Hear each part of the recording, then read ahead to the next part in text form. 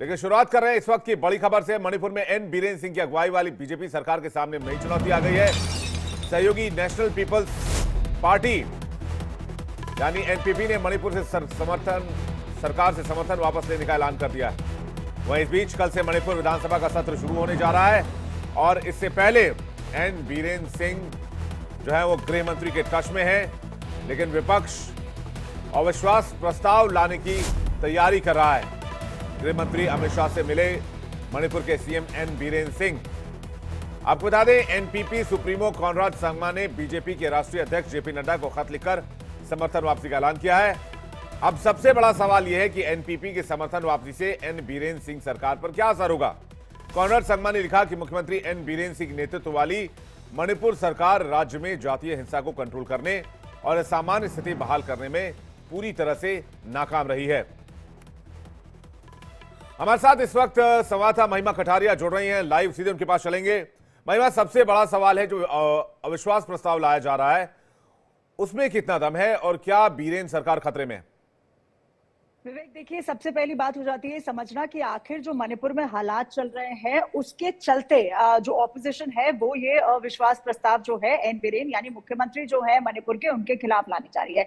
जिस तरीके से आपने एनपीपी की बात की थी, उन्होंने समर्थन वापस लेने का ऐलान जो जेपी नड्डा से किया था, एक विषय हो गया वो। अब सबसे महत्वपूर्ण बात हो जाती है कि इन सब के बीच अब जो मणिपुर के मुख्यमंत्री एन बीरेन वो आज राजधानी दिल्ली में गृह मंत्री अमित शाह से उनके आवास पर मिलते हैं। अब आपने पूछा कि आखिर जो अविश्वास प्रस्ताव है वो कितना मजबूत है, कितना इंपॉर्टेंट हो जाता है। अब ये लाजमी सी बात होती है, जब अविश्वास प्रस्ताव आता है उसके अंदर फ्लोर टेस्ट किया जाता है, यानी वोटिंग होगी। अगर वोटिंग में कुछ भी ऊंच नीच हो जाती है तो सरकार भी गिर सकती है। तो अपने आप में किस तरीके से सरकार को बचाना है, वहां पे किस तरीके से चीजें हैंडल करनी है, सत्र को कैसे चलाना है, तमाम बातें जो है वो एन बीरेन ने रखी थी। अब क्यों एन बीरेन को आखिर राजधानी दिल्ली में आना पड़ा, ये अपने आप में बड़ा सवाल है। विवेक, मैं अगला सवाल यही पूछना चाह रहा था महिमा आपसे। मेरा अगला सवाल था, मीटिंग का एजेंडा क्या था, मीटिंग में क्या बातें हुई होंगी, क्या खबर मिली आपको?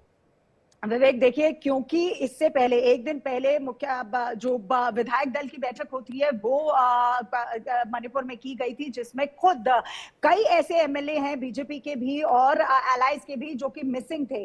तो अपने आप में एक और बड़ा सवाल बन जाता है कि जब खुद के ही एमएलए अगर विरोध पे आ जाए और जहां पर ऑपोजिशन अविश्वास प्रस्ताव लेके आने की बात करें, क्योंकि अभी तक हैं, क्योंकि ये 7th सेशन है 12th legislative assembly of Manipur का, यानी 7वां सेशन होगा ये 12th लेजिस्लेटिव असेंबली का। अब देखना ये होगा, क्योंकि अटकलें लगाई जा रही हैं कि किस तरीके से जो ऑपोजिशन है वो एन बीरेन के खिलाफ, क्योंकि लगातार जिस तरीके से हालात चलते नजर आए मणिपुर में, हालांकि गृह मंत्री अमित शाह खुद इसमें पर्सनल इंटरवेंशन करते हैं हमेशा। मणिपुर के हालातों को सुधारने के लिए गृह मंत्री अमित शाह ने खुद पर्सनल इंटरवेंशन किया है, लेकिन जो सारा माहौल इस समय मणिपुर में बना हुआ था, जिसमें 250 से ज्यादा लोगों की जो माहौल था, जिस तरीके से मेथी और कुकी में लड़ाइयां हो रही थी, 250 से ज्यादा लोगों की जाने गई हैं। उसके चलते वहां के जो विधायक हैं वो असंतुष्ट है एन बीरेन से।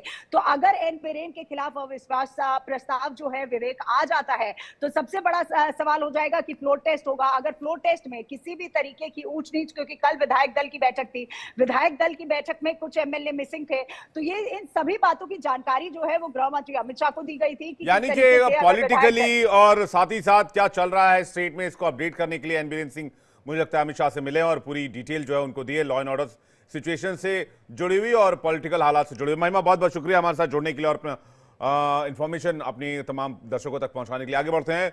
दिल्ली विधानसभा चुनाव के नतीजे आ चुके हैं, जिसमें बीजेपी में